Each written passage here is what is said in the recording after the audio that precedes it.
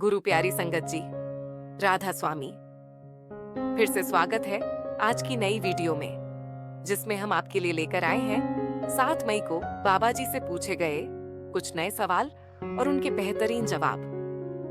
बाबा जी ने भोटा पहुंचकर संगत को पैदल चलकर दर्शन दिए और फिर दर्शनों के बाद सवाल जवाब का सेशन शुरू हुआ। ये सवाल हमारे दैनिक जीवन से जुड़ी चिंताओं और आध्यात्मिक जिज्ञासाओं को दर्शाते हैं।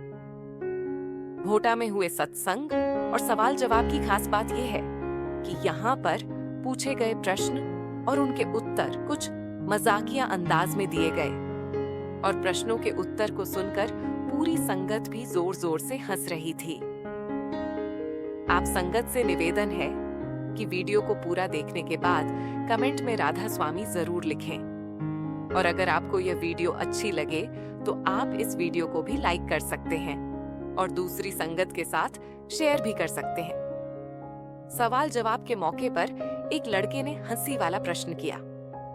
उसने पहले तो बाबा जी को डैडी जी बोला और फिर उसने कहा कि डैडी जी, मैं आप जैसा कब बन पाऊंगा।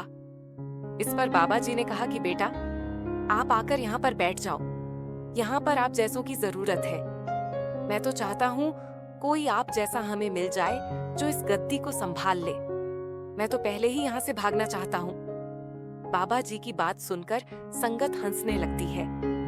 लड़का कहता है, बाबा जी, आप जहाँ जहाँ जाओगे मैं वहाँ वहाँ आपके पीछे भागकर आ जाऊंगा। बाबा जी कहते हैं, बेटा, मेरी रफ्तार इतनी ज्यादा होगी कि आप मुझे पकड़ नहीं पाओगे। ये सुनकर पूरी पंडाल में बैठी हुई संगत फिर से जोर जोर से हंसने लगती है। अगले प्रश्न में यही लड़का बाबा जी से पूछता है, बाबा जी, आप तो प्रोर में कहकर आए हो कि बेटियां राज करेंगी। बाबा जी, हम बेटों का क्या कसूर है। इस पर बाबा जी ने कहा कि बेटा, जब से सृष्टि बनी है लड़कों ने ही तो राज किया है। अब दौर लड़कियों का है, अब बेटियां राज करेंगी।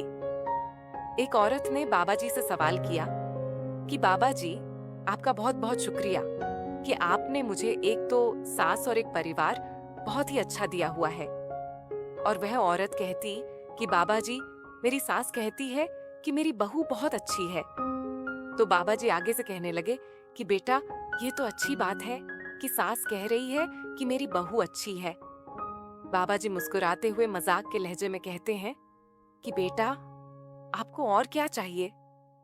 बाबा जी का जवाब सुनकर संगत भी थोड़ा सा हंसना शुरू हो गई। एक व्यक्ति ने प्रश्न किया, कहा, बाबा जी, मैं कभी कभी पंडितों का दिल रखने के लिए उनके झांसे में आ जाता हूँ।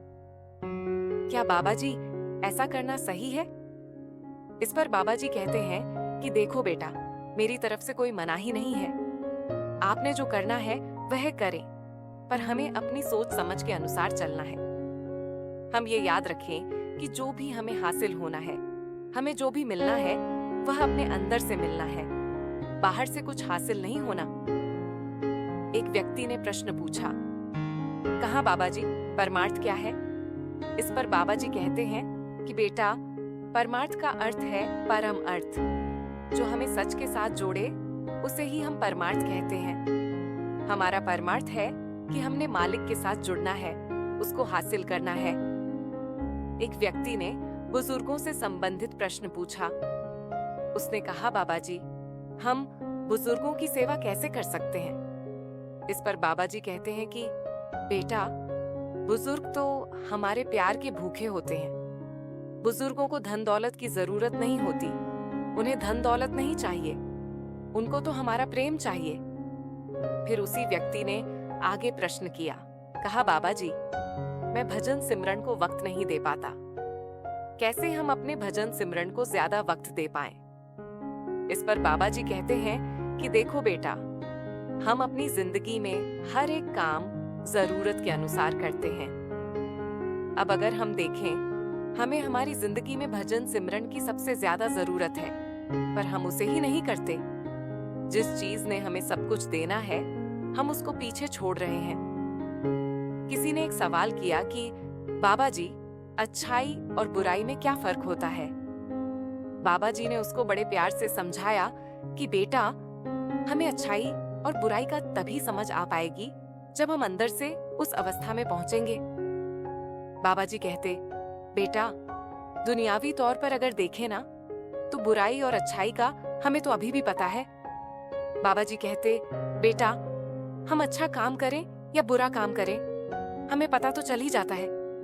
बाबा जी कहते, बेटा, असल में जो अच्छाई और बुराई है ना, वह हमें अंदर से पता चलती है।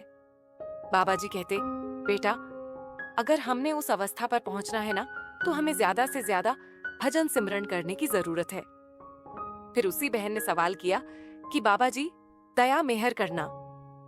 बाबा जी कहते, बेटा, ये तो कलयुग है, इसमें तो उल्टा होता है सारा कुछ। बाबा जी कहते, बेटा, मैंने आपके ऊपर मेहर नहीं करनी, आपने मेरे ऊपर मेहर करनी है।